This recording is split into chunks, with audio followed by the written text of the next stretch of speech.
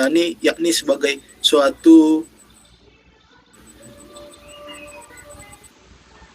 di dalam manusia yang tidak dapat mati, melainkan istilah ini berarti manusia itu sendiri atau kehidupan. Lalu pertanyaannya, bagaimana pemahaman tentang manusia itu sendiri atau kehidupan tersebut? Oke, baik, kami akan mencoba menjawabnya. Dalam perjanjian baru menyatakan bahwa jiwa atau pesuki adalah manusia itu sendiri. Jadi di dalam Roma 4, coba saya buka dulu, Roma 4 ayat 9 menyatakan ada ucapan bahagia ini hanya berlaku bagi tunggu dulu, Roma 4 ayat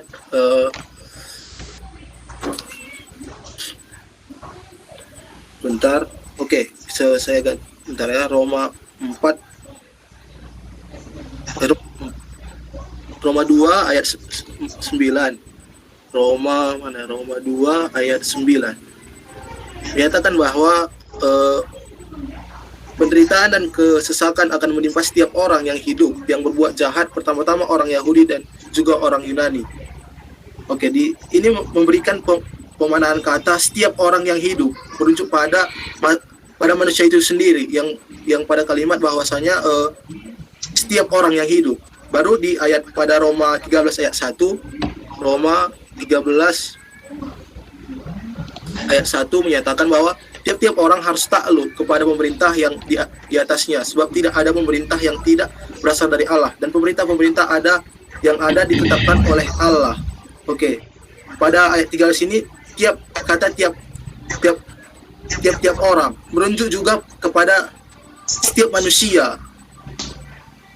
Demikian hal itu bisa kita lihat bahwa dalam setiap kata tersebut merujuk kepada kehidupan manusia itu sendiri.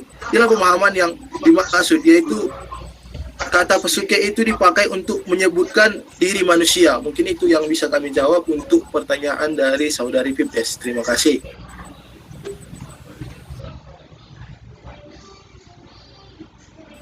Baik, saya akan mencoba menjawab pertanyaan dari saudari Lydia, yang dimana pertanyaannya, apa makna atau arti gambar dan rupa yang tertulis di Kejadian 1 ayat 26 itu sama atau berbeda? Maknanya sama, karena gambar dan rupa itu sama, hanya saja dipakai secara bergantian, dan di dalam Kejadian 1 ayat 26 kedua kata tersebut dipakai secara bersamaan karena isinya, berfirmanlah Allah, baiklah kita menjadikan manusia menurut gambar dan rupa kita, supaya mereka berkuasa atas ikan-ikan di laut dan burung-burung di udara dan atas ternak dan atas seluruh bumi dan atas segala binatang melata yang merayap di bumi. Itulah sebabnya manusia diciptakan serupa dan segambar dengan Allah. Terima kasih, kami kembalikan pada moderator.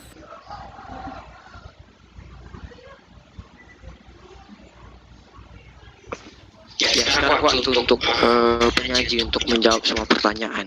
Terima kasih. Oke, baik, terima kasih. Kami juga akan menjawab pertanyaan dari saudara Aikren, di mana pertanyaannya dalam Kejadian 2 ayat 7 itu dikatakan bahwa manusia diciptakan dari debu tanah. Yang menjadi pertanyaannya, apakah ada keistimewaan atau makna daripada tanah ini sehingga manusia diciptakan Allah dari tanah? Oke, kami mencoba menjawab pertanyaan dari Aikren, di mana keistimewaan dari tanah ini, dan ayat 7 katakan bahwa ketika Tuhan Allah membentuk manusia itu dari debu tanah dan mengembuskan napas kehidupan di dalam hidungnya, demikianlah manusia itu menjadi makhluk yang hidup. Tanah ini, keistimewaan tanah ini yang kita tahu juga bahwa tanah ini adalah sumber dari kehidupan, seperti itu. Tanah ini semua hidup dari tanah, baik itu tumbuh-tumbuhan juga pohon, semuanya hidup dari tanah.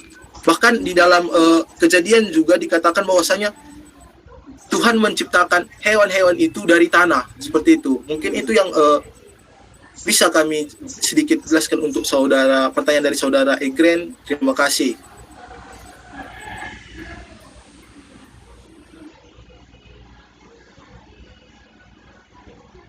Kami kembalikan ke moderator.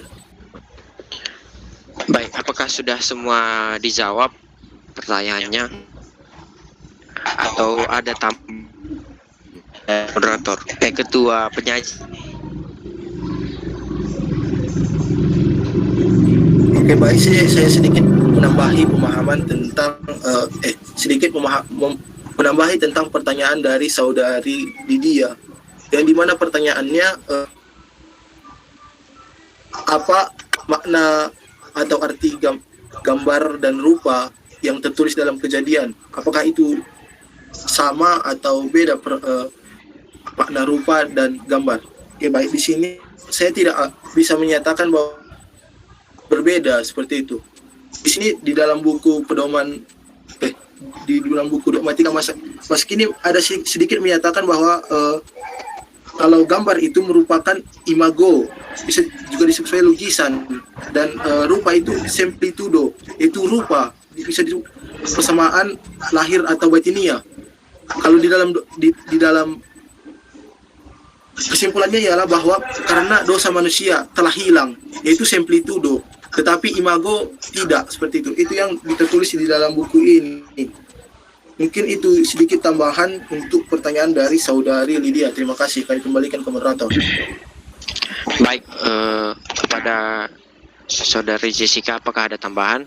Baik, saya akan menambahi sedikit untuk jawaban dari saudara Amos ke saudara Aigren. Keistimewaan tanah itu, tanah merupakan salah satu tempat manusia bertumbuh dan berkembang biak, dan tanah ini merupakan bagian dari kehidupan manusia karena tubuh kita itu diciptakan dari debu tanah dan akan kembali ke tanah lagi. Nah, terima kasih kepada moderator, kami kembalikan. Baik, terima kasih kepada kedua penyaji yang sudah menjawab ketiga pertanyaan dari Fibdes, Aigren, dan juga Lydia. Sekarang kepada ketiga penanya, apakah ada sanggahan dari jawaban penyaji? Terima kasih penyaji, dari saya tidak ada moderator. Ya, Aigren tidak ada. Terima kasih kepada para penyaji, saya rasa tidak ada moderator. Terima kasih. Baik, kepada saudari Lydia, apakah ada sanggahan? Tidak ada moderator. Baik, karena ketiga penanya sudah menganggap sudah terjawab pertanyaannya, sekarang kita akan masuk ke dalam sesi diskusi ataupun sesi pertanyaan yang kedua. Kami juga buka 3 penanya untuk sesi kedua ini. Kami persilahkan. Saya moderator Hoti Natalia Sinaga. Baik, Hotni Sinaga, Wira Guru Singa. Apakah ada satu lagi?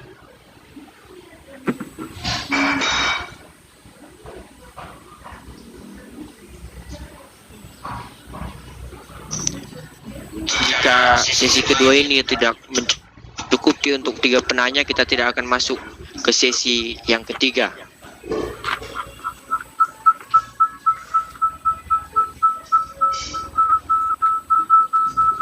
Baik, saya rasa tidak ada lagi.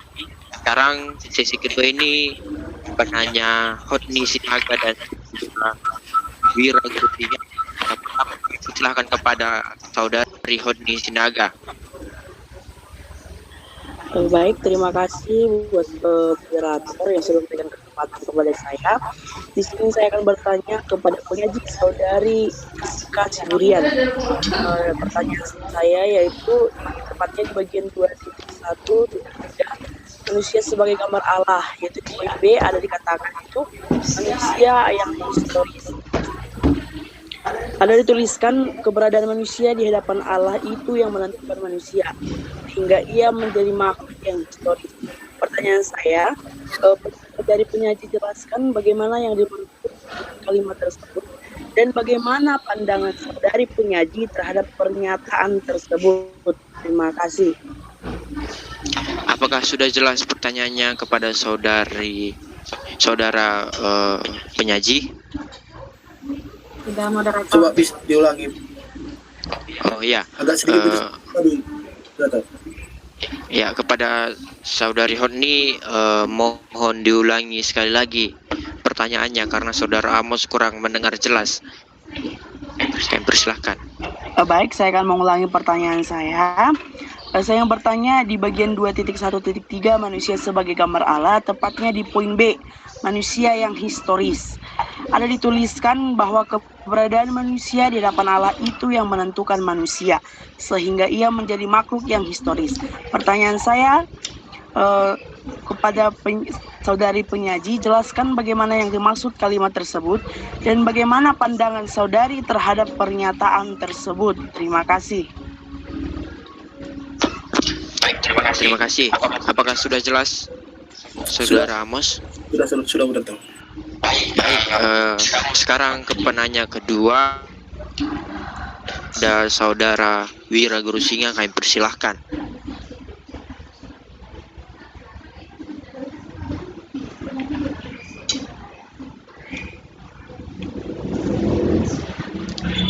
Ya, apakah dengar suara saya? Dengar, saudara. Ya, harap didengar ya, karena saya memang tinggalnya di pinggir pasar. Dan yang ingin saya pertanyakan kepada para penyaji, di mana di sajian dikatakan bahwasanya tentang dalam Kejadian 1 ayat 29 Allah menciptakan manusia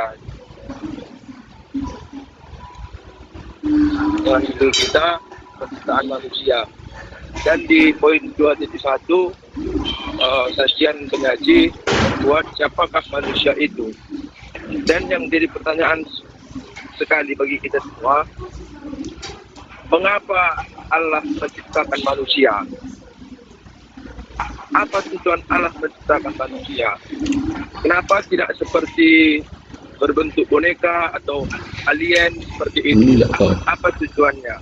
Dan yang saya ingin pertanyakan sekali lagi, mengapa Allah menciptakan serupa dengan Allah? Yang dimaksud dengan serupa itu seperti apa? Apakah penyaji sudah mengetahui bagaimana bentuk Allah tersebut?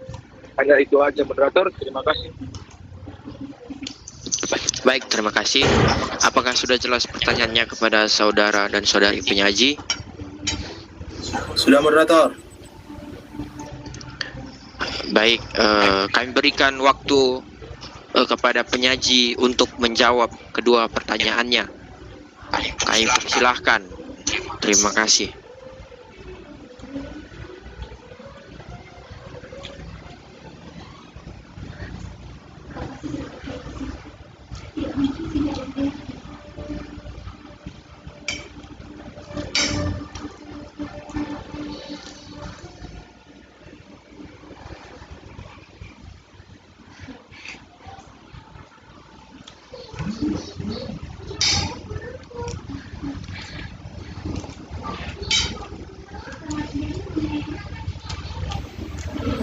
Saya akan mencoba menjawab pertanyaan dari saudari ini. Maksud dari keberadaan manusia di hadapan Allah itu yang menjadi manusia sehingga ia menjadi makhluk yang historis itu adalah yang pertama, manusia yang historis itu merupakan manusia ciptaan Tuhan yang sudah ada sejak zaman dahulu, dan keberadaan manusia itu diciptakan Allah pertama kali untuk menjaga serta melestarikan segala ciptaan Allah yang lainnya berupa pohon-pohon, binatang-binatang dan benda-benda lainnya yang pertama kali diciptakan Tuhan Allah, dan manusia diberikan tanggung jawab untuk melestarikan dan menjaga semua ciptaan Allah tersebut. Terima kasih.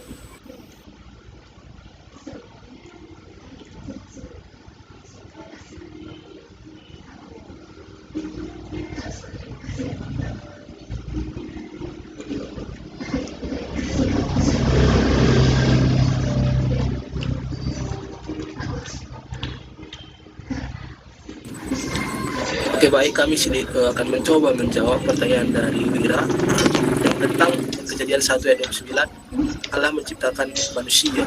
Mengapa Allah menciptakan manusia? Apa tujuan Allah menciptakan manusia? Apa yang dimaksud dengan manusia serupa dan segambar dengan Allah?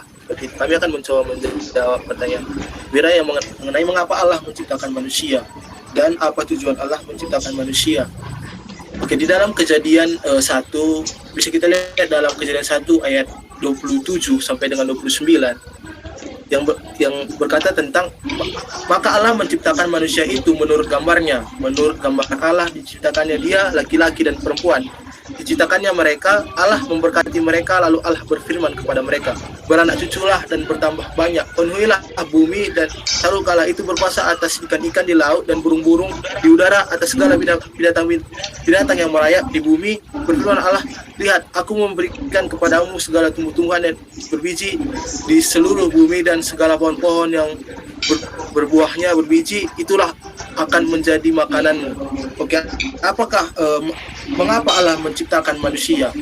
Bisa kita lihat dalam ayat 28 ini mengatakan bahwa manusia beranak cucu dan menempati bumi dan berkuasa atas segala yang ada di bumi. Mengapa Allah menciptakan manusia? Menurut kami karena manusia berhubungan juga dengan manusia dan segambar dan serupa dengan Allah. Bahwasanya di dalam ayat 28 menyatakan bahwasanya manusia berkuasa atas segala yang telah Tuhan ciptakan di bumi. Bisa dikatakan bahwa dia sebagai pengganti Allah, pengganti Allah juga, bukan pengganti ya, gimana? Sebagai manusia yang diciptakan Allah untuk merawat seperti itu, merawat ciptaan yang telah Tuhan berikan, yang telah Tuhan adakan di dunia seperti itu. Mungkin sebentar saya lihat dulu di sajian, ada juga saya paparkan tentang itu.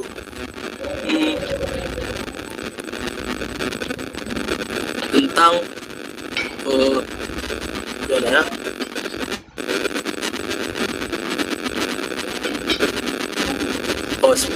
Di 2.2 yang mengenai manusia dan relasinya dengan alam semesta. Hubungan di dalam ayat 28 terdapat titah Allah kepada manusia untuk dipenuhi. Selalu dianggap sebagai sumber daya manusia. Di saat dinyatakan bahwa alam atau dunia ini terbuka untuk ditaklukkan, dikuasai, diolah, diusahakan oleh manusia. Melalui titah kerja Allah, dunia ini dibudayakan oleh manusia. Kuasa menguasakan yang diberikan Allah kepada manusia itu berada dalam janji firman-Nya yang berlaku juga hingga pada masa ini. Selama manusia menyadari titah ini, maka selama itu pula ia bertanggung jawab kepada Allah. Sekaligus dunia seluruh alam ini dapat dijadikan sebagai alat mata pencaharian, alat yang berguna untuk kesejahteraan manusia itu sendiri atau untuk segala makhluk. Jadi mungkin sedikit dari penjelasan kami untuk pertanyaan dari Saudara Wira. Terima kasih, kami kembalikan ke moderator. Baik, apakah ada tambahan jawaban lagi kepada kedua penyaji?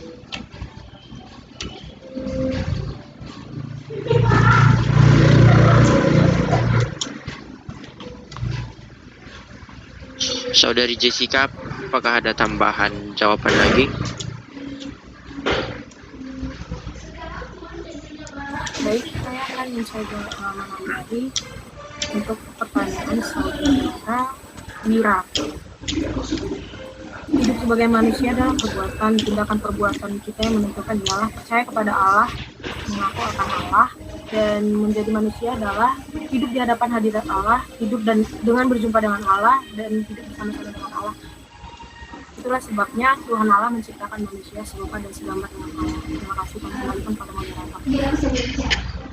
Kepada Saudara Amos, apakah ada tambahan jawaban? Dari saya tidak ada penyaji, moderator. Baik, karena kita sudah menyelesaikan diskusi sesi kedua, kepada kedua penanya, apakah ada sanggahan dari jawaban yang diberikan oleh penyaji? Terima kasih kepada penyaji. Dari saya tidak ada moderator. Terima kasih. Terima kasih Saudari Hotni. Kepada Saudara Wira, apakah ada sanggahan? Ya, baik moderator. Saya cukup puas. Terima kasih. Terima kasih. Karena kita sudah menyelesaikan dua sesi diskusi dalam perkuliahan hari ini. Walaupun begitu, tidak tutup kemungkinan apakah ada pertanyaan lagi kepada penyaji dari semua kawan-kawan. Kami persilahkan jika ada pertanyaan.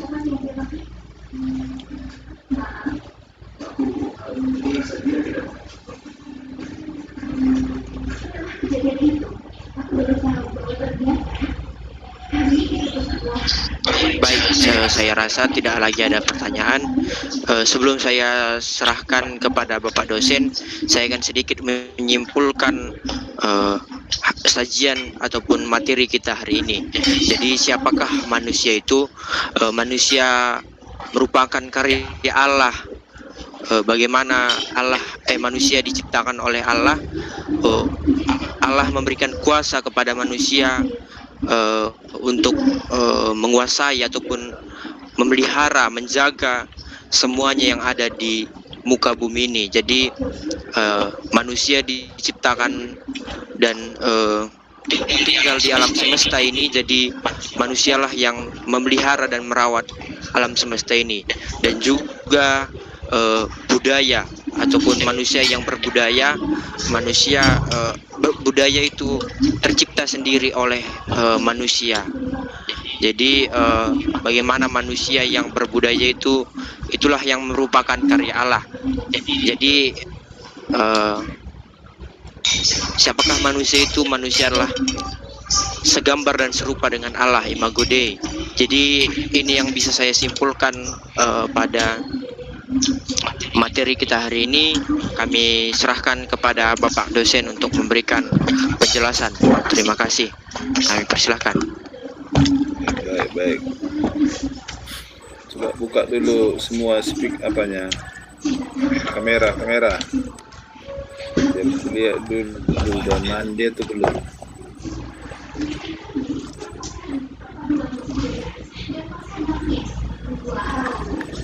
Buka. Si Bibi rambutnya udah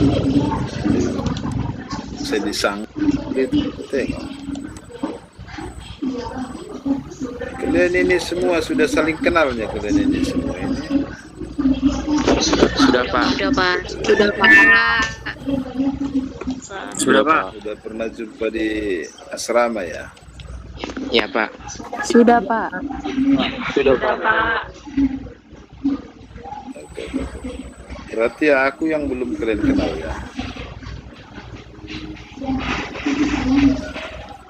Sudah Pak. Baik. Nah itu pertama, kemudian yang kedua coba disediakan alat tulisnya, ballpointnya. Kau harus catatkan semua apa yang kukatakan yang keluar dari mulutku ya. Kemudian yang ketiga, seperti yang minggu lalu saya ingatkan bahwa kau harus kosongkan pikiranmu, kosongkan dulu pikiranmu. Kalau ada yang selama ini termemori di otakmu tentang topik ini, kau harus hapuskan itu. Hapus, mengisi hal-hal yang baru ya. Baik, saya akan mulai. Topik kita khusus tentang penciptaan manusia. Kemarin kita sudah mulai alam semesta, sekarang kita khusus penciptaan manusia. Ada 3 poin. Yang pertama, siapakah manusia, kemudian relasinya, lalu yang ketiga budayanya. Pertama, siapakah manusia itu? Siapakah, bukan apakah ya, tapi siapakah manusia itu? Itu sebuah pertanyaan yang harus dijawab. Jawabnya apa? Jawabnya, kita harus bertanya kepada penciptanya. Siapakah manusia itu? Jawabnya, tanyalah kepada penciptanya. Bagaimana cara kita mengetahui jawaban si pencipta? Minggu lalu kita sudah pelajari Alkitab, bahwa Alkitab adalah karya Roh Kudus. Roh Kuduslah yang mengakibatkan atau yang menciptakan Alkitab.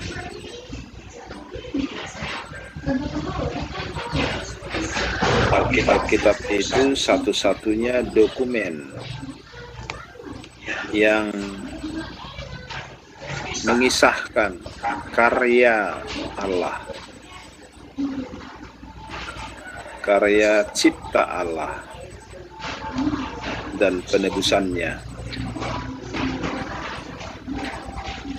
Nah, untuk itu pertanyaan tadi harus dijawab oleh Alkitab. Apa kata Alkitab?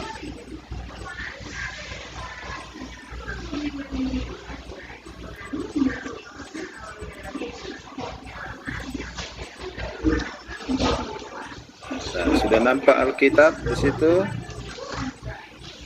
Sudah, Pak. Sudah ya? Sudah, Pak. Sudah, Pak. Pertama kali kita temukan kata manusia dalam Alkitab adalah Kejadian 1 ayat 26 dan 27.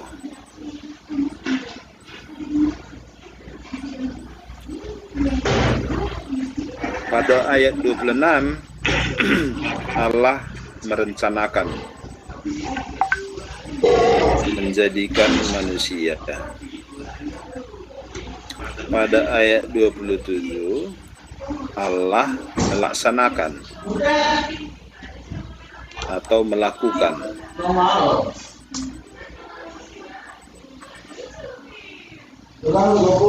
Jadi 26 Allah merencanakan, 27 Allah melakukan atau melaksanakan.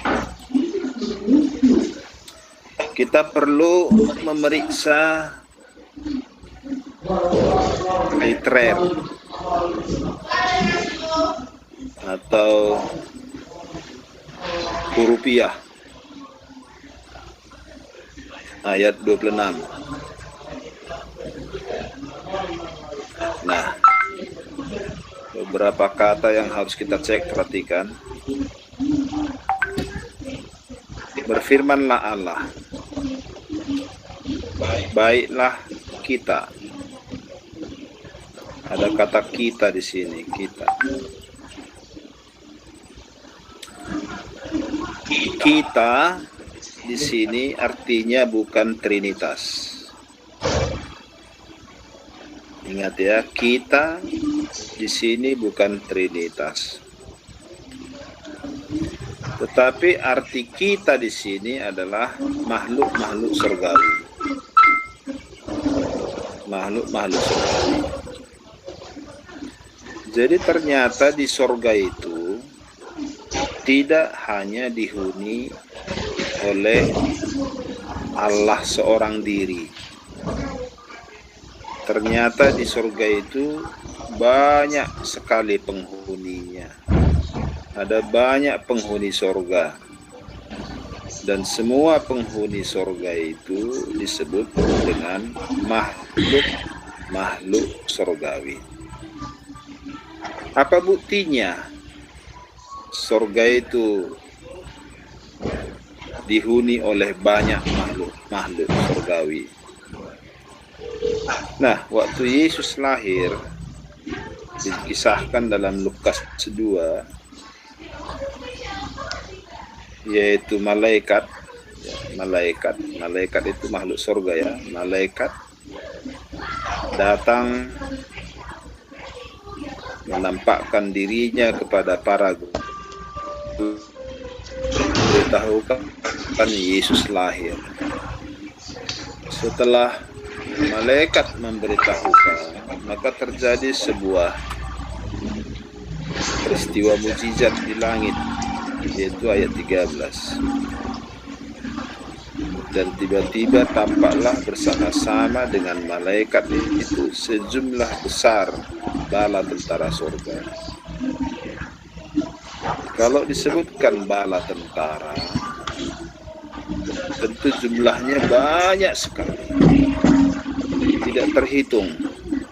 Itu maka pada di sini disebutkan sejumlah besar, banyak sekali, tidak terhitung jumlahnya. Nah, itu pertanda bahwa malaikat itu dihuni oleh surga itu dihuni oleh banyak makhluk surga, antara lain tentara surga. Kemudian ini malaikat.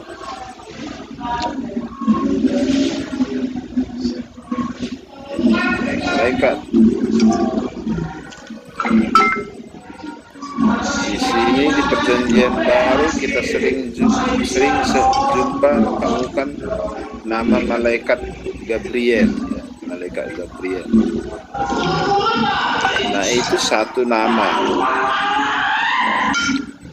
Tapi ada banyak nama-nama malaikat yang di Alkitab ini bisa kita temukan, ada 7 ya, ada 7. Ada Gabriel, ada Mikael, ada Rafael, dan lain-lain. Nah, tidak hanya itu saja. Di perjanjian lama juga diterangkan, misalnya di Yesaya pasal 6 ada di situ para serafim,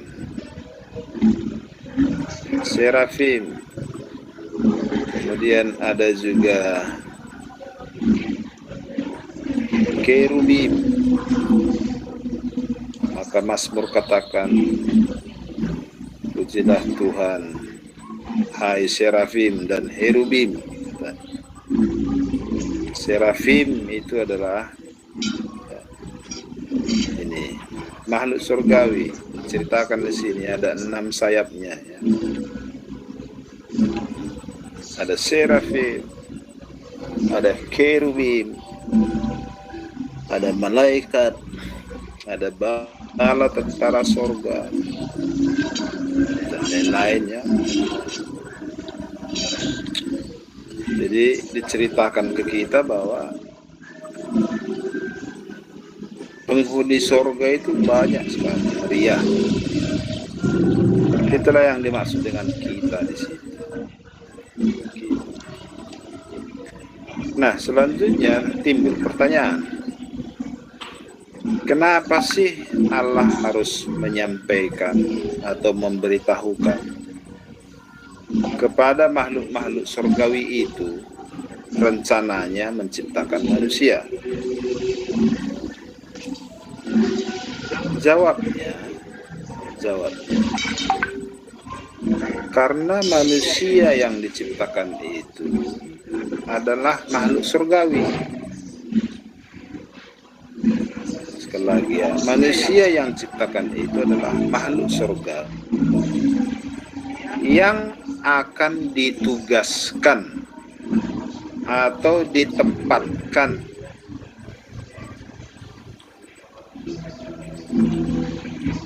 di bumi,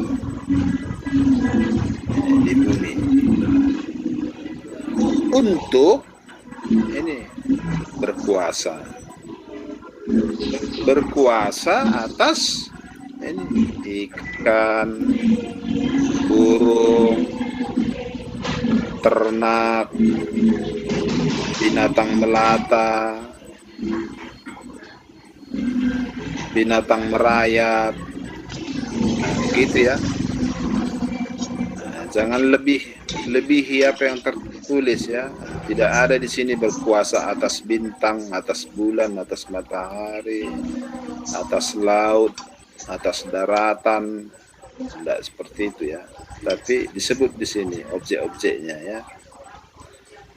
Nah, jadi manusia itu makhluk surgawi yang ditugaskan Allah atau dipilih ya, ya kalau Alkitab katakan dipilih ya, dipilih. Nah, Contoh misalnya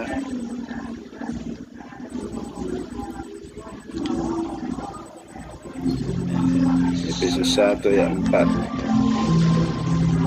Sebab di dalam Dia Allah telah memilih kita sebelum dunia dijadikan.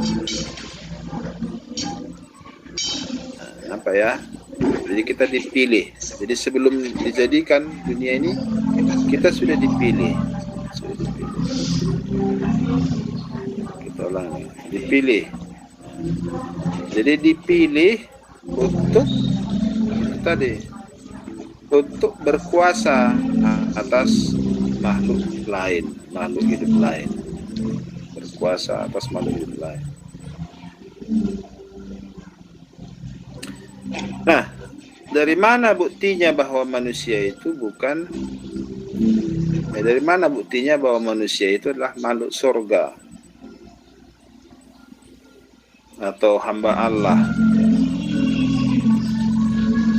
Jawabnya Yesus sendiri. Doa Yesus sendiri, Yohanes 17 ayat 16, lihat. Ini doa Yesus. Nampakkah moderator? Nampak, Pak. Coba kau baca dulu. Mereka bukan dari dunia, sama seperti aku bukan dari dunia. Siapa yang bilang ini? Yesus, Pak. Siapa mereka maksudnya di situ? Manusia, Pak. Oke, bagus. Jadi manusia bukan dari dunia. Sama seperti aku bukan dari dunia. Ya. Itu kata Yesus. Nah, jadi itu enaknya belajar dogmatika ini, kan? Sudah banyak rahasia-rahasia yang terungkap, kan? Terbuka. Nah, jadi kalau di dogma, semua Alkitab ini dipandang sebagai satu kesatuan yang tidak terpisah. Kalau kau di Biblika beda, Biblika itu terpisah-pisah, ya, terpisah-pisah dia. Lain PL, lain PB, lain Kejadian, lain Keluaran, lain Yesua. Nah, jadi makanya belajar dogma ini sebetulnya dasarnya adalah kau sudah sebaiknya kau sudah lulus tafsiran Alkitab, udah banyak kau tahu tafsiran Alkitab, baru kita padulah dia di dogmatika ini. Oke. Nah, itu dia ya. Jadi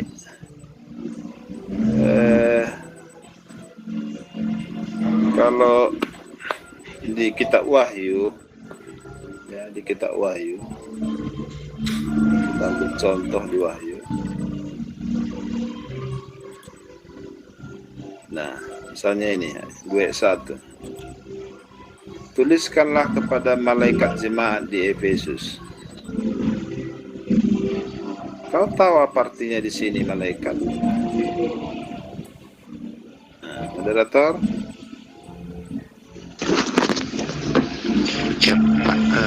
Siapa ini maksudnya malaikat itu? Di Efesus malaikat katanya. Manusia ya, Pak. Manusia siapa manusia ini?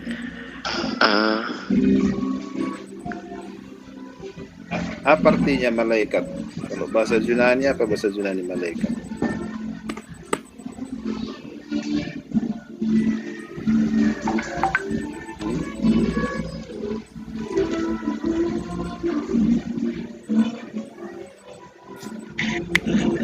Malaikat itu maksudnya adalah pelayan Allah atau hamba Allah, ya. Jadi semua yang melayani Allah atau menjadi hamba Allah atau suruhan Allah itu disebut malaikat. Jadi malaikat di sini adalah pelayan-pelayan di jemaat Efesus, ya. Jadi hamba-hamba Tuhan, pelayan-pelayan, jadi para penatuannya. para pelayan di Jemaat Efesus, ya. Nah, jadi di sini di kejadian ini, ya, itu dasarnya, ini dasar paling dasar. Disinilah disebutkan dari mana dasarnya bahwa manusia itu bisa disebut malaikat atau bisa disebut pelayan-pelayan Tuhan, hamba Allah, suruhan Tuhan. Nah, inilah dia. Jadi yang manusia itu sudah dipilih. Bahkan Paulus katakan sebelum dunia dijadikan, manusia sudah dipilih. Dipilih jadi hambanya, jadi suruhannya.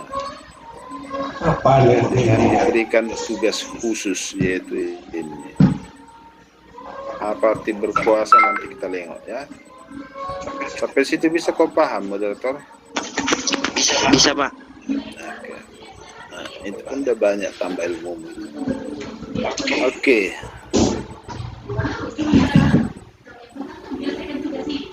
Jadi sekarang kita lihat kata selanjutnya. Kita masih kata-kata ini. Menurut gambar dan rupa.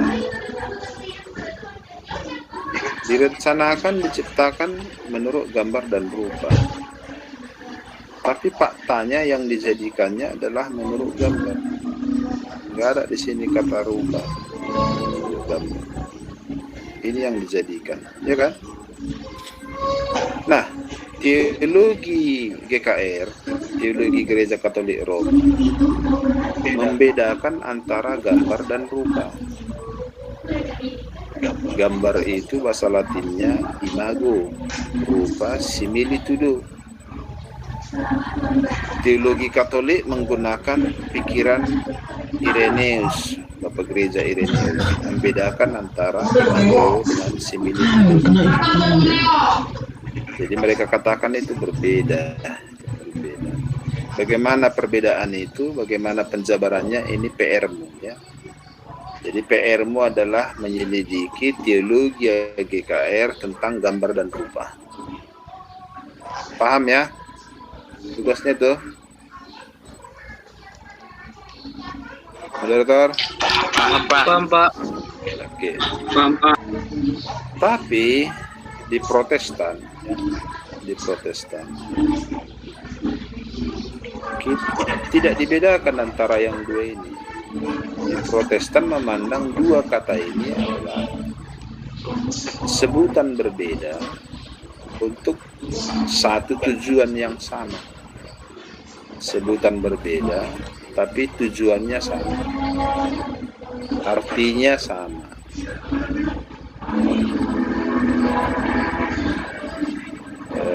Sama seperti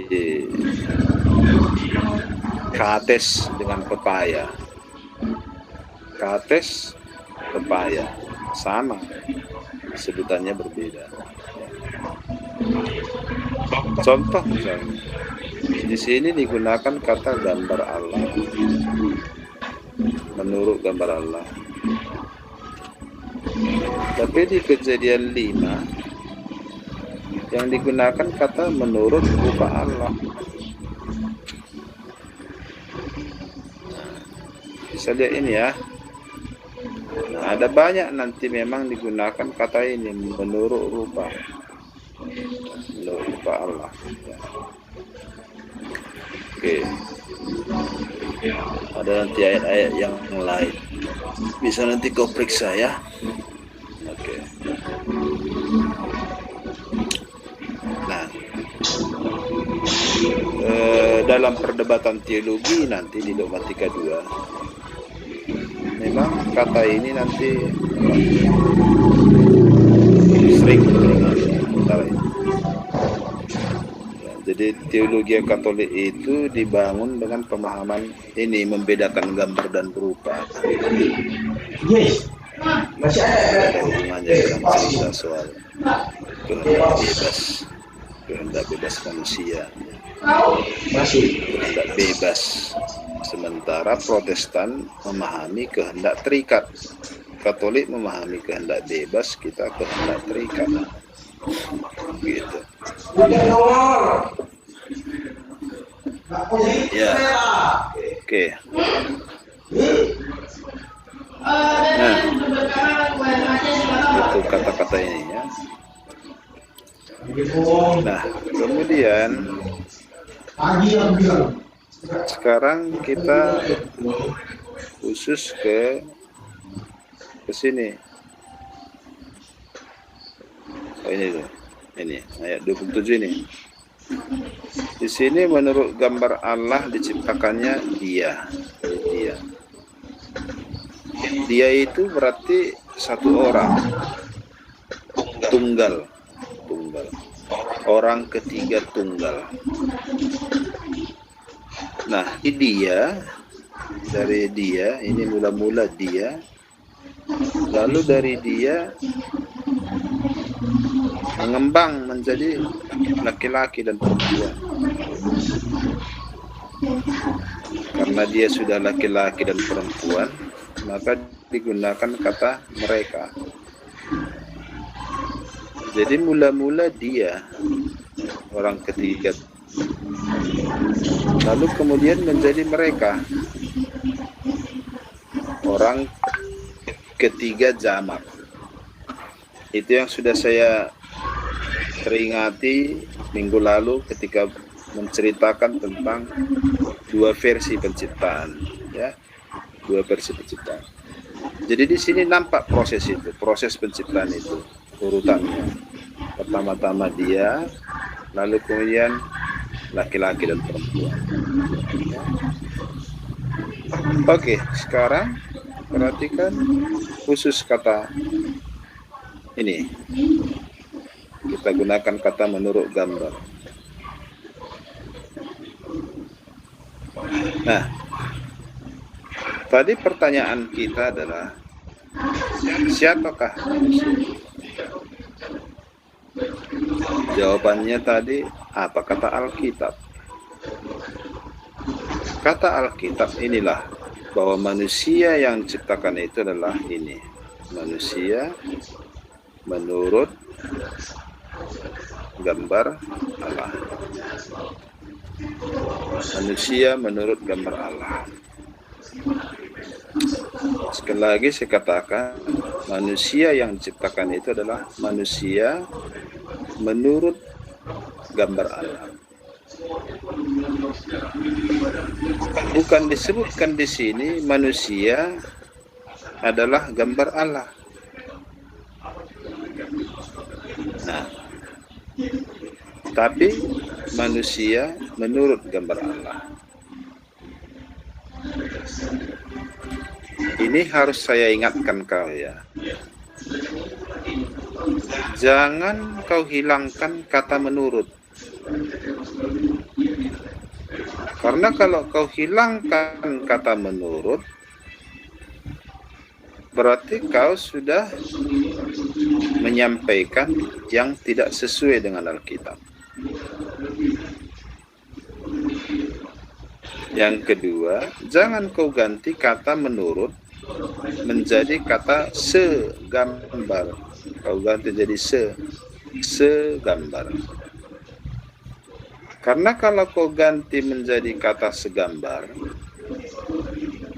arti se itu adalah satu gambar, satu rupa. Itu berarti kau sudah menempatkan dirimu setara dengan Allah.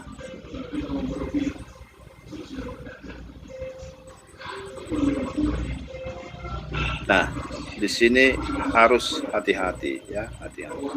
Jangan pernah lagi kau katakan bahwa manusia itu segambar atau gambar Allah atau gambaran Allah. Jangan lagi kau sebutkan.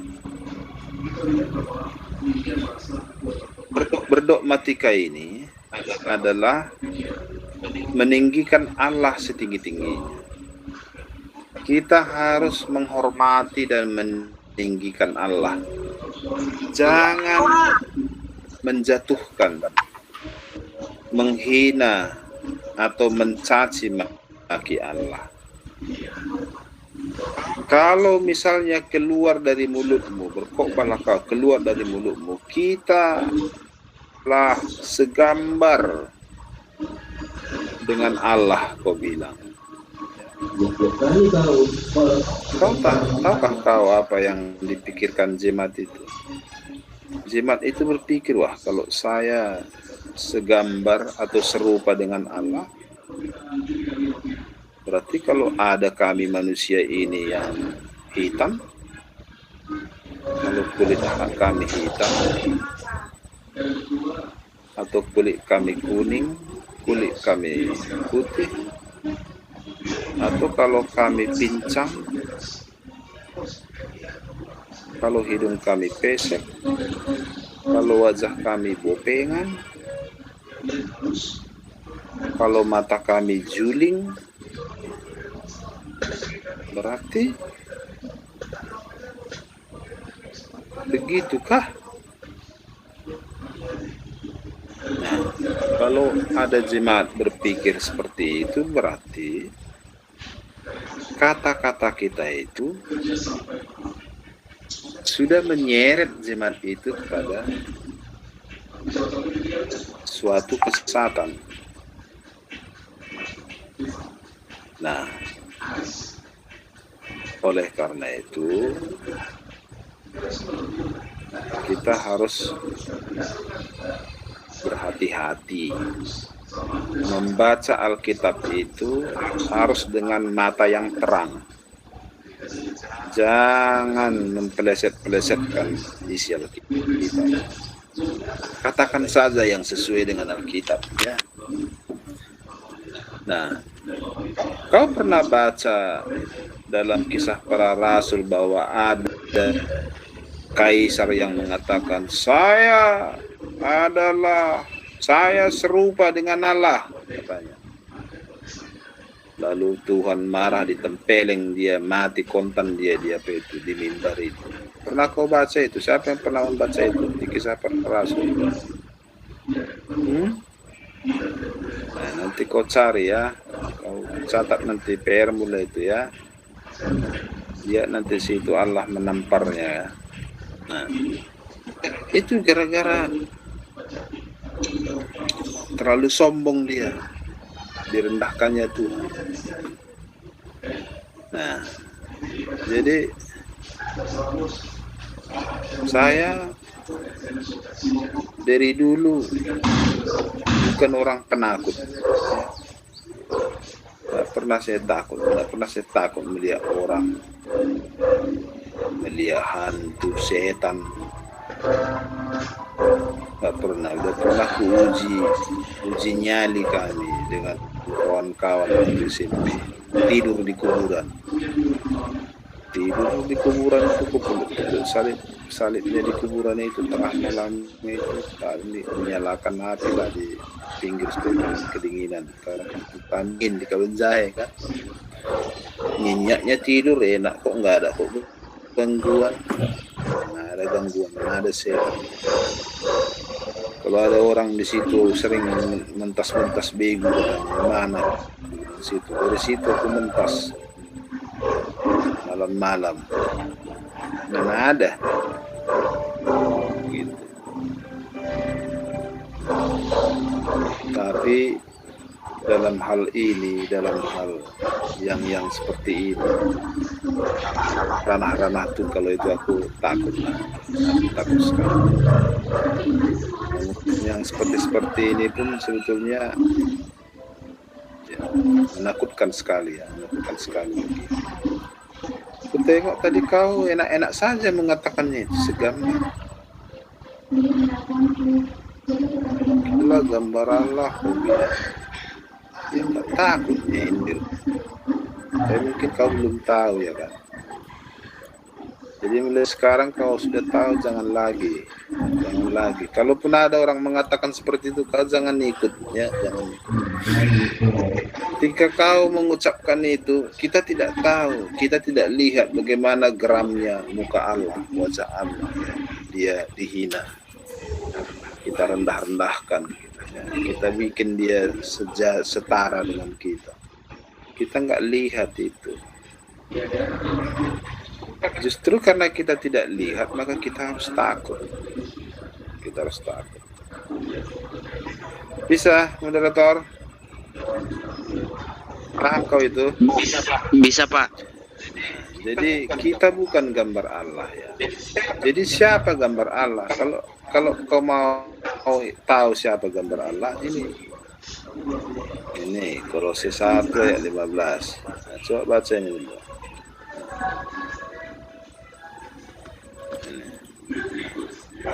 Baca dulu moderator ini. Ia adalah gambar Allah yang tidak kelihatan, yang sulung lebih utama dari segala yang diciptakan. Siapa ia?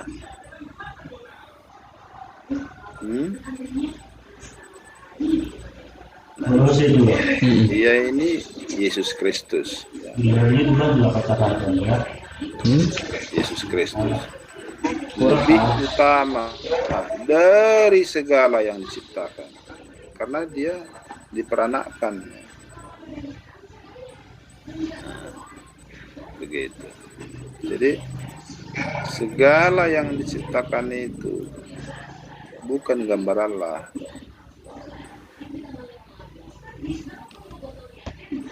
Jadi ialah gambar Allah, Yesus Kristus. Itu juga disebutkan dalam khotbah kita hari Minggu itu ini. Ya. Kristus yang adalah gambar Allah. Jadi gambar Allah itu Yesus, bukan manusia ya. Oke, nanti waktu kita habis di situ. Nah,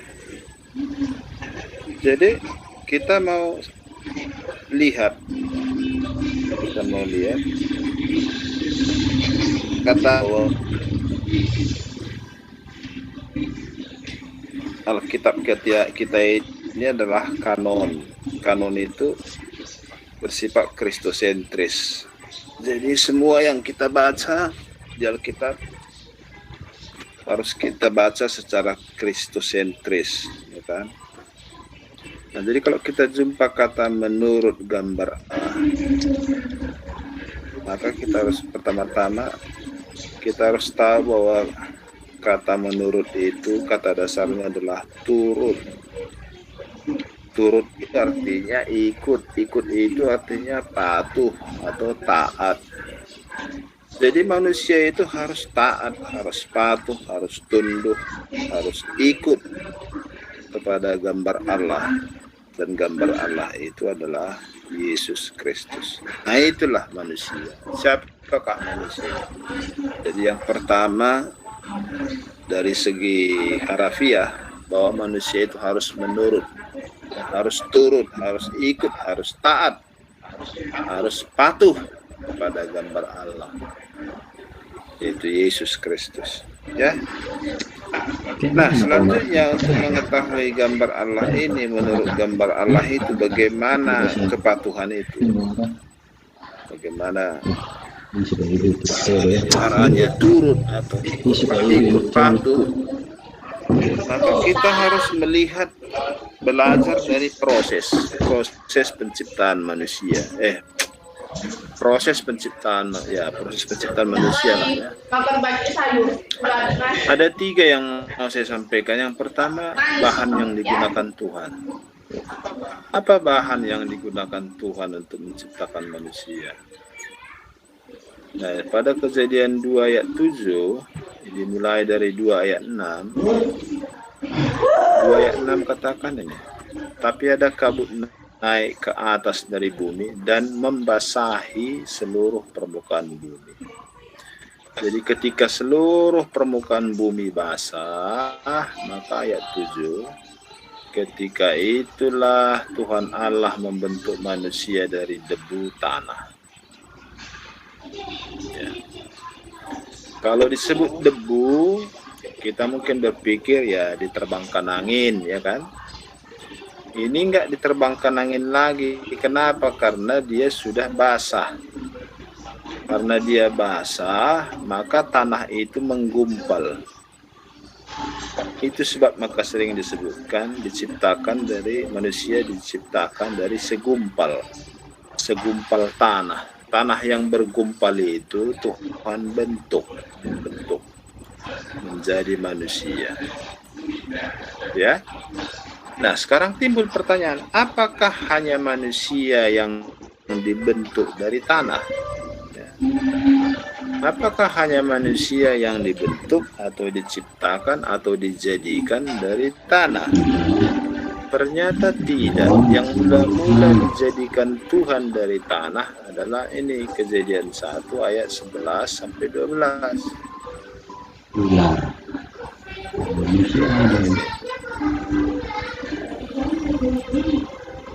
Nampak ya? Pada ayat 11 Allah memberikan perintah kepada tanah. Tadi ada bertanya soal tanah, kenapa tanah? Ya, ini jawabnya. Allah berperintah kepada tanah. Hai tanah, hendaklah, hai tanah, tumbuhkanlah di atasmu tunas-tunas. Tunas-tunas, ya, maksudnya segala jenis tumbuh-tumbuhan. Diperintahnya tanah, tumbuhkanlah tunas-tunas di atasmu. Ayat 12 lihat, maka tanah menumbuhkan tunas-tunas. Nah, seolah-olah di sini tanah itu bertelinga, mendengar. Itu memberikan arti bahwa tanah itu memiliki kehidupan. Jadi tanah itu hidup. Ingat itu, tanah itu hidup, memiliki kehidupan, ya. Makanya ada banyak binatang di bawah tanah. Kok nggak mati kau bilang? Ya, ada kehidupan di dalam tanah. Ada kehidupan. Hidup dia, mendengar dia, bahkan bisa melapor dia. Contoh misalnya kematian Habil, ya. Nah, di mana adikmu? Katanya adik sekarang. Kan?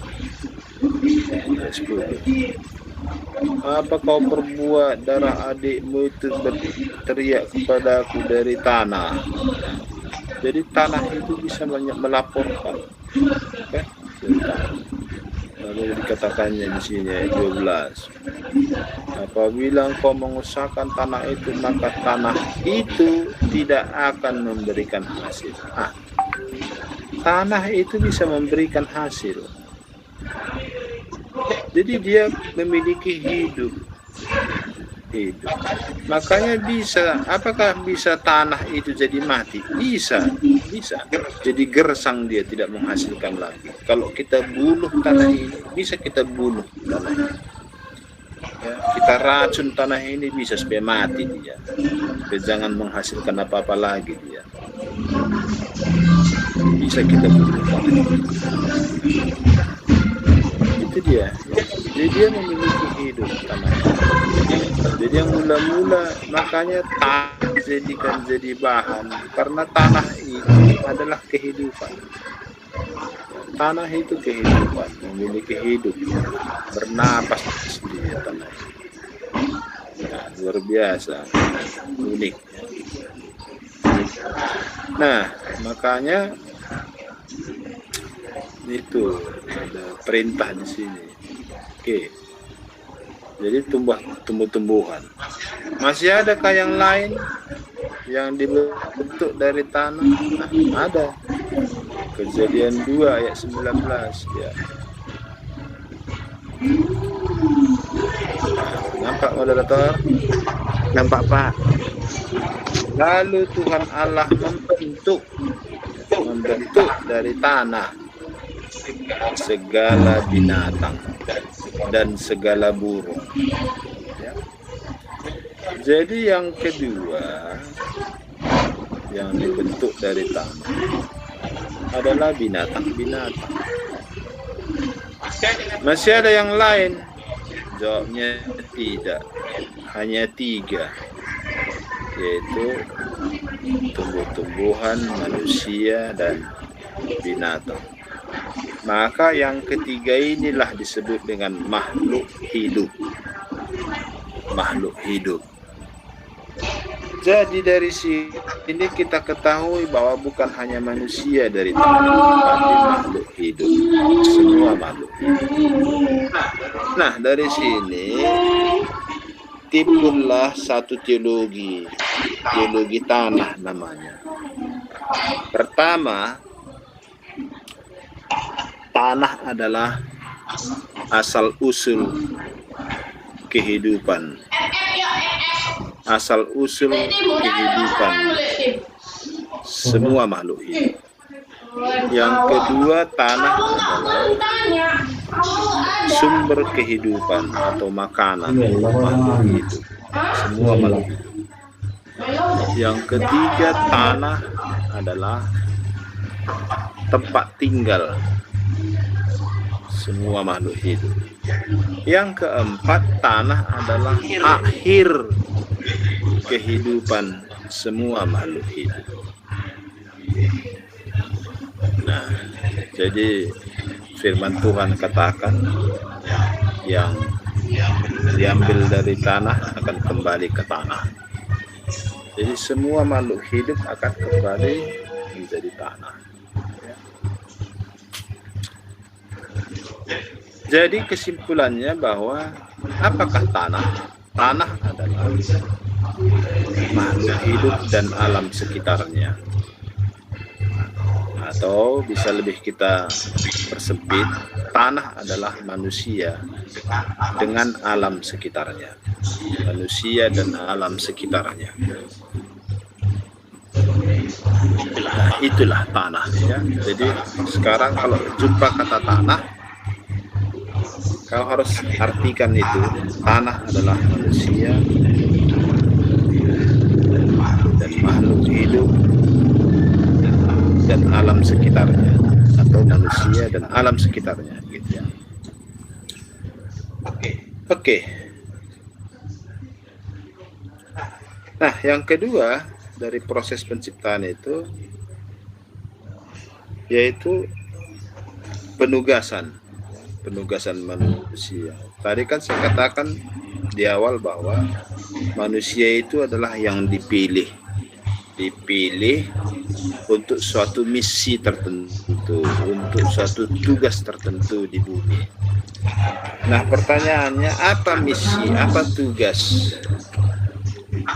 Apa tugas manusia itu? Apa tanggung jawabnya? Apa mandatnya? Mandat yang ditanggungnya dari Tuhan. Lihat ayat 26. Di sini disebut kata berkuasa. Tadi sudah kita dalami ini ya, berkuasa atas makhluk hidup lain. Kata kuasa di sini bukan kuasa tanpa batas, tapi kuasa terbatas. Kuasa terbatas. Jadi maksudnya kuasa terbatas itu apa? Nah, kalau ada tidak jelas di sini harus kita lihat penjelasannya di versi kedua, yaitu Kejadian 2. Di situ kata kuasa ini diterangkan pertama ayat 5. Nah, orang untuk mengusahakan tanah itu. Dan kuasa di sini adalah mengusahakan tanah. Tadi sudah kau tahu apa arti tanah ya. Lebih spesifik lagi mengusahakan supaya bagaimana? Ayat 15. Nah, mengusahakan dan memelihara. Jadi manusia harus berusaha supaya supaya alam sekitar, supaya tanah terpelihara. Jadi memelihara, terpelihara. Kalau sudah disebutkan memelihara atau terpelihara, supaya berlangsung dia panjang, berlangsung lama. Jadi harus dipelihara. Apa yang harus dipelihara? Apa yang harus dirawat? Apa yang harus dijaga? Apa yang harus dikawal? Yang empat tadi ya. Empat tadi. Yang pertama supaya tidak berhenti proses kehidupan baru. Cobalah misalnya, ya, kalau ada orang nyetrum ikan di sungai atau di danau, kau tahu apa akibat nyetrum? Akibat nyetrum ikan itu jadi mandul. Kau misalnya nyetrum, kau strum ikan di sungai atau di mana-mana lah kau strum, itu berarti kau membuat ikan itu yang kena strum itu, yang kena getaran itu jadi mandul. Kalau udah mandul dia nggak beranak lagi, berarti kau berhentikanlah proses kehidupan.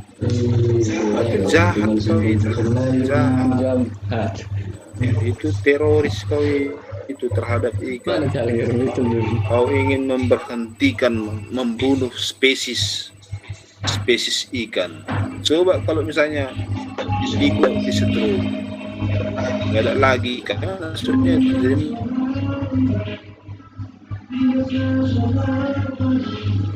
berhentikan. Jangan diracuni tanah. Tanah itu nggak memberi kehidupan, sehingga nggak tumbuh lagi nanti tunas-tunas. Ditanam bayam nggak tumbuh, ditanam padi nggak tumbuh. Jadi makan apa lagi kita? Ya, itu pertama. Yang kedua yang harus dipelihara adalah tanah itu jadi tempat tinggal. Harus dipelihara tempat tinggal kita supaya aman. Jangan kita membuat celaga sendiri tempat tinggal kita. Kita tahu kita di lembah-lembah atau orang lain ada kampungnya di lembah, kita tebangi pohonnya, longsor, mati semua di situ, tertimbun tanah. Itu kan jahat sekali ini. Nah, yang ketiga, sumber makanan, sumber hidup tanah itu harus kita jaga itu, kita jaga. Saya selalu ceritakan itu, saya dari dulu tak mau membuang sampah plastik.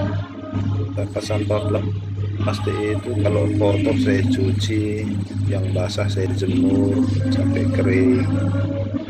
Kayak itu anak-anak saya semua di rumah yang dua. Jadi kalau saya datang ke sini tiba-tiba kau tengok aku menjemuri plastik, jangan kau heran, jangan heran. Karena ini tugas diberikan Tuhan. Karena aku tahu ketika dia datang, dia akan bertanya kepada aku sejauh pelihara kelangsungan bumi ini.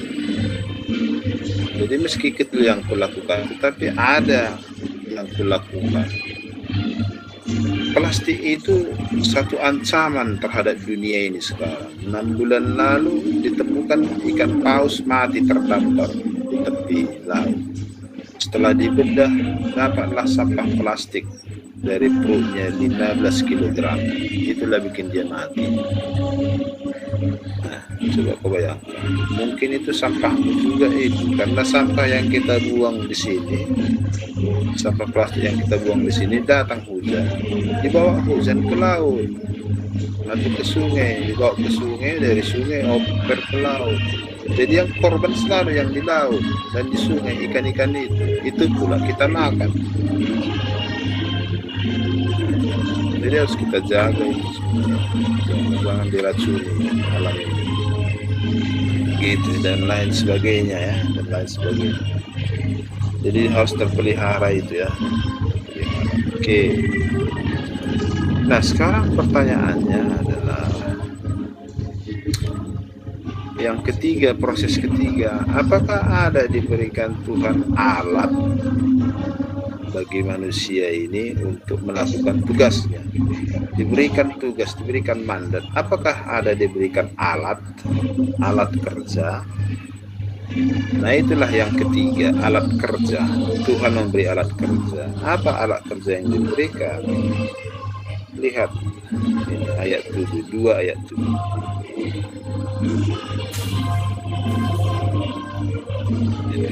Yaitu nafas. ketika itulah Tuhan Allah membentuk manusia dari debu tanah dan menghembuskan nafas hidup. Nafas. Jadi Tuhan memberi nafas. Arti nafas di sini bukan ini nafas ini yang kau dengar ini. Nafas bukan itu. Bukan itu. Kalau itunya nafas,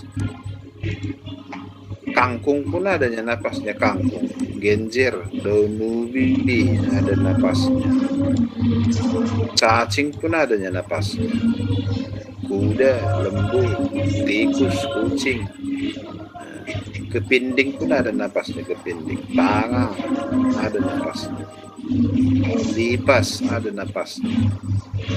Tapi bukan itu maksudnya nafas yang diberikan Tuhan, bukan. Jadi apa maksudnya nafas?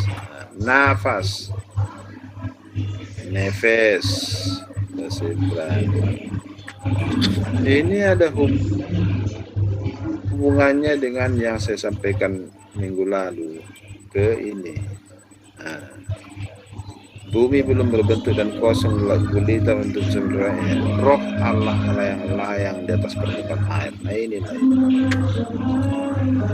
Jadi tadi melayang-layang roh Allah ini, sekarang roh Allah ini dihembuskannya kepada manusia itu, jadi tidak melayang-layang lagi. Sekarang roh Allah ini sudah dimasukkan, diinfuskan kepada manusia itu. Hanya kepada manusia ini infus pasti itu ruah. Ya, jadi artinya apa itu nafas roh Allah? Apa maksudnya? Maksudnya adalah kalau sudah disebut roh Allah di sini ya, berarti ada sesuatu yang dimiliki Allah, ada suatu kuasa. Roh itu kan kuasa. Misalnya kalau kita cerita Roh Kudus, nah itu kan kuasa. Roh itu kuasa. Ada suatu kuasa Allah yang dihembuskannya atau diinfuskannya kepada manusia. Pertanyaannya, apa itu kuasa, apa itu? Nah, ketika kita buka Alkitab, mula-mula kita baca, kata pertama yang kita baca adalah tentang kuasa Allah. Apa itu? Ya. Mulanya Allah menciptakan.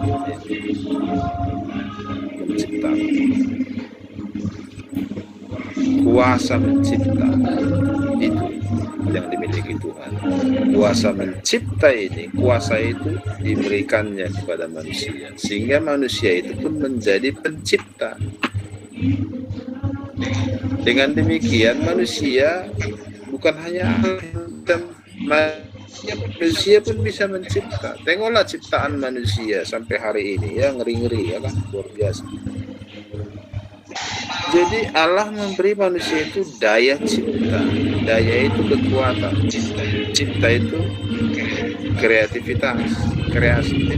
Jadi Allah memberikan daya cipta atau kreativitas sehingga manusia bisa membongkar, bisa meruntuhkan, dan bisa membangun, bisa membuat yang tidak ada menjadi ada, bisa gitu ya. Itulah manusia. Allah sudah memberi kuasa. Nah, pertanyaannya, daya cipta itu atau kreativitas itu, bahasa sosiologinya adalah budaya. Budaya itu dari dua kata, yaitu budi dan daya. Daya itu adalah kekuatan atau kuasa. Budi itu akal pikiran. Jadi kekuatan pikiran manusia bisa menghasilkan hasil pikiran manusia itu, itulah yang disebut dengan budaya. Contoh meja itu adalah hasil pikiran, hasil olah pikir manusia, maka itu budaya. Pakaian adalah hasil olah pikir manusia, itu budaya. Ada istiadat, itu hasil pikir manusia, itu budaya. Musik, hasil pikir manusia, itu budaya. Jadi semua hasil pikir manusia itu disebut budaya. Jadi manusia itu memiliki kreativitas, memiliki budaya. Jadi ya, manusia yang diciptakan Tuhan itu adalah manusia yang berbudaya atau berdaya cipta. Kenapa itu harus Tuhan berikan? Yaitu tadi, karena tugasnya adalah memelihara. Bagaimana mungkin dia bisa mengusahakan memelihara alam sekitarnya kalau dia tidak memiliki kreativitas? Begitu dia, ya. Nah, sampai di situ aja saya sampaikan pada waktu kita udah mau habis. Oke, ada waktu 3 menit untuk bertanya. Bagi yang mau bertanya, silakan.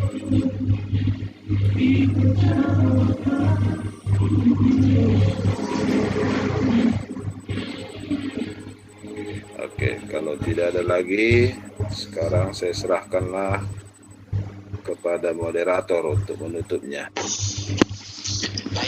Baik, terima kasih atas penjelasannya kepada Bapak dosen kami. Karena waktu kita sudah mau habis, jadi kita tutup dengan doa yang saya bawakan sendiri. Kita bersatu di dalam doa. Kita berdoa. Bapa dalam